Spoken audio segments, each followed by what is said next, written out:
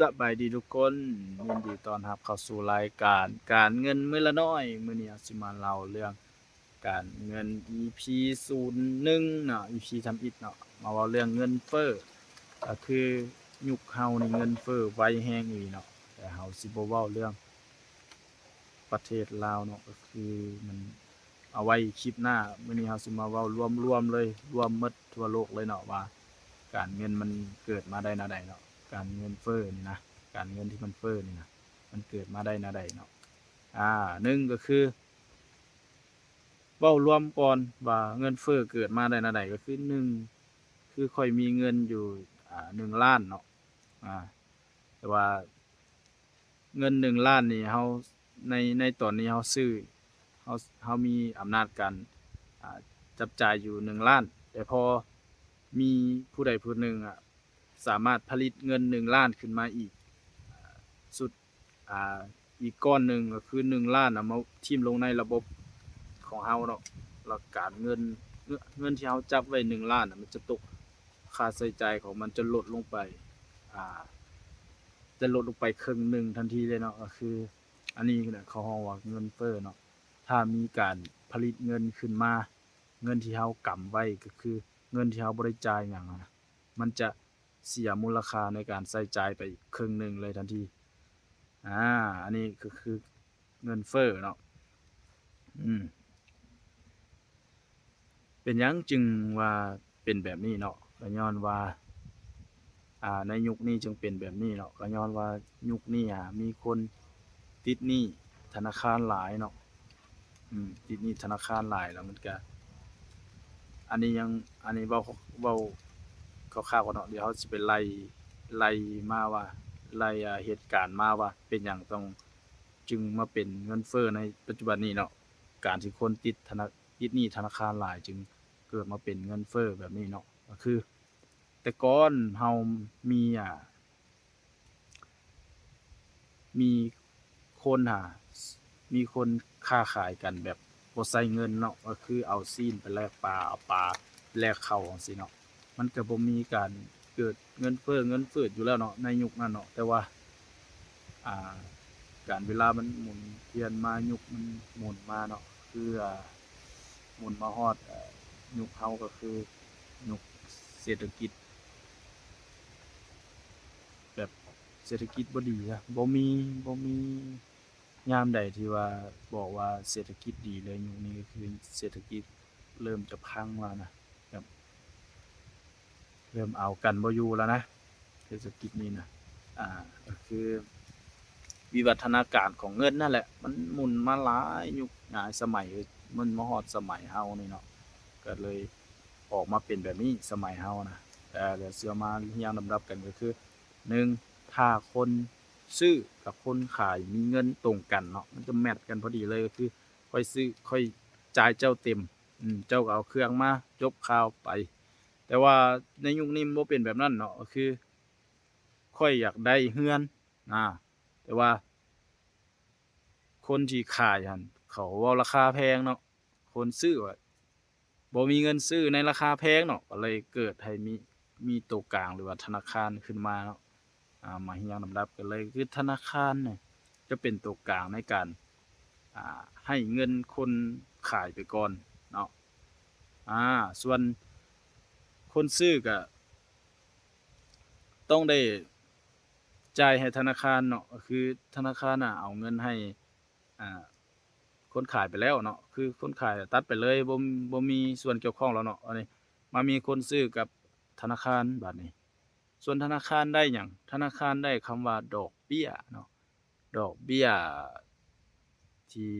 ธนาคารจ่ายไปก่อนเนาะดอกเบี้ยตอนนี้ก็ประมาณบ่ฮู้จักเปอร์เซ็นต์เนาะแต่ว่าสิ่งที่เฮานั่นก็คือ3-4%นต์นั่นแหละแต่ก็บ่ฮู้ดอกเรื่องนี้นะแต่ว่าสิมาเรียงลำดับเรื่องเงินเฟ้อให้ฟังเนาะว่า เงินเฟ้อมันเกิดจากบ่อนนี้เนาะก็คือธนาคารไปปล่อยให้คนอื่นกู้ไปปล่อยให้คนอื่นกู้ซื้อบ้านซื้อรถซื้อนั่นถ้ามันกู้น้อยคนหรือว่ากู้อ่าส่ำใดส่ำหนึ่งธนาคารจะบ่ธนาคารก็จะ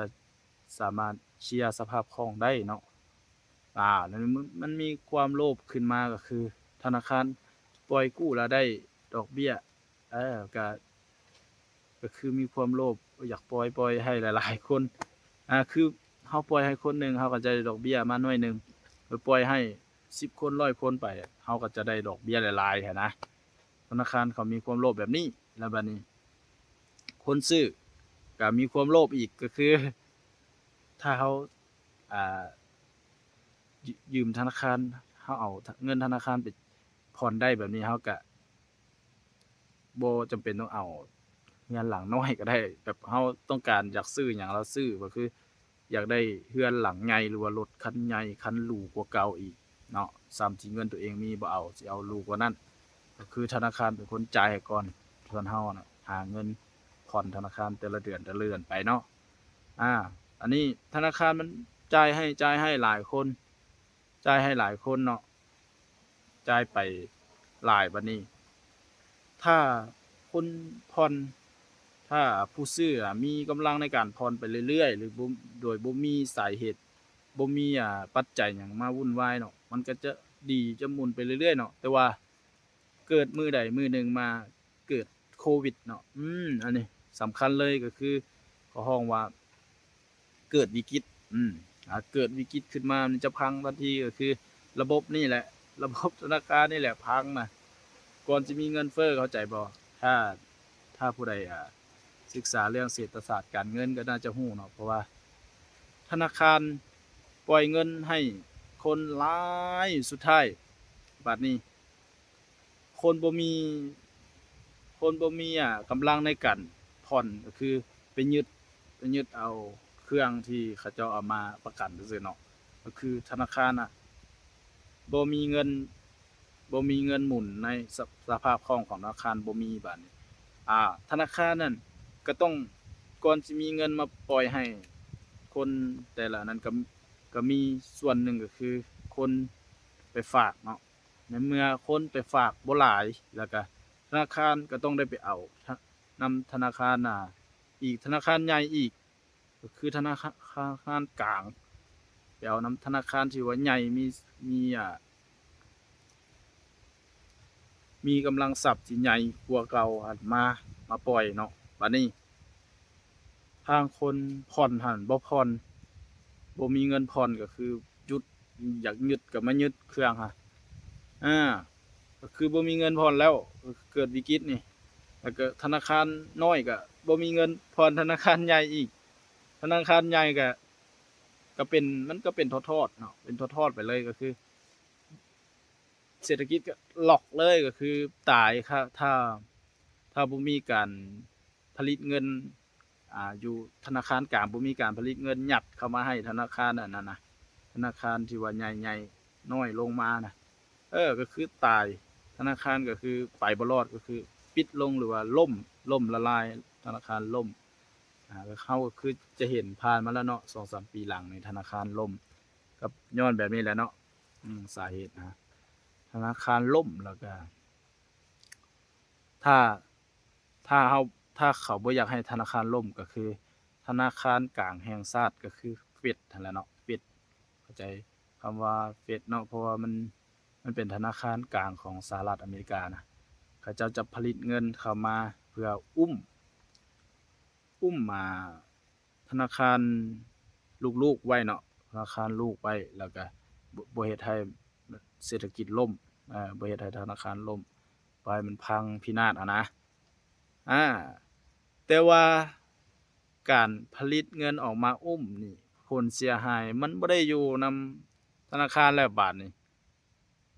ก็คือการผลิตเงินนี่คือข้าพเจ้าเว้าไปต้นคลิปแล้วเนาะคือมี1,000,000อยู่ในระบบถ้าเราผลิตมาอีก1,000,000ยัดเข้าในระบบนี่เงิน1,000,000นั้นก็จะมีอำนาจการใช้สอยลดเหลือครึ่งเดียวเนาะนี่ก็คือการ HQT ของห้องภาษาของตัวย่อของอังกฤษของสหรัฐอเมริกาแหละเนาะเขาเจ้าเฮ็ดแบบนี้จึงเกิดเงินเฟ้อขึ้นมาก็คือผลิตเงินธนาคารกลางผลิตเงินออกไปอุ้มธนาคารที่น้อยลงมาเนาะก็คือคนที่ได้ประโยชน์ก็คือพวกธ ธนาคารที่ถูกอุ้มกลุ่มคนส่วนน้อยกลุ่มคนส่วนน้อยที่ในสหรัฐเขาเจ้าฮ้องว่าเทรดไฟพวกที่ว่านั่นแหละเนาะพวกที่เป็นหุ้นพวกตลาดหุ้นพวกการเงินใหญ่ๆนั่นแหละเนาะพวกธนาคารกลางใหญ่ๆเขาเจ้าจะได้เปรียบก็คือเขาเจ้าจะได้เงินตัวนี้มาช่วยแล้วก็เฮ็ดให้เขาเจ้ารวยรวยขึ้นเพราะว่าเงินตัวนั้นน่ะในตอนที่ผลิตมามันบ่ได้จะเฟ้อไวปานนั้นเนาะมันจะคนที่มีอำนาจในการใช้เงินตัวนั้นก็คือตอนที่มันยังบ่ทันเฟ้อก็คือพวกธนาคารหลังจากเงินได้ยัดเข้ามาในระบบแล้วบัดนี้คนที่เสียเปรียบก็คือคนจนๆแบบว่าคนทั่วไปคือเฮานี่เนาะที่กำเงินไว้กำเงินไว้ในกระปุกออมสินหรือว่าเงินฝากในธนาคารพวกเฮาจะเสียอำนาจการใช้สอยไปหลายเป็นเปอร์เซ็นต์เลยก็คืออันนี้เฮายังบ่ได้ไล่ไปฮอดเศรษฐศาสตร์เลยว่าอ่าการเงินเฟ้อ1% 2%เป็นการเงินเฟ้อเป็นดีหรือบ่ดีเฮายังบ่ทันได้ไล่ไปฮอดเนาะอันนี้เฮาสิมาเว้าเรื่องการเงินซื่อๆว่ามันเฟ้อได้แนวใดเนาะก็คือรัฐบาลตั้งขึ้นมาว่าการเงินเฟ้อ2%มันเฮ็ดให้มีการผลิตเงินยัดเข้ามาในระบบเทื่อละ2%เนาะคือเฮ็ดให้เงินเฟ้อเทื่อละ2%แต่ว่าที่จริงแล้วอันนี้เป็นตัวเลขที่ตัวเนาะตัวเลขที่ตัวมันบ่แม่นเฟ้อ2%เนาะคือทุกมื้อนี่อาเฟ้อ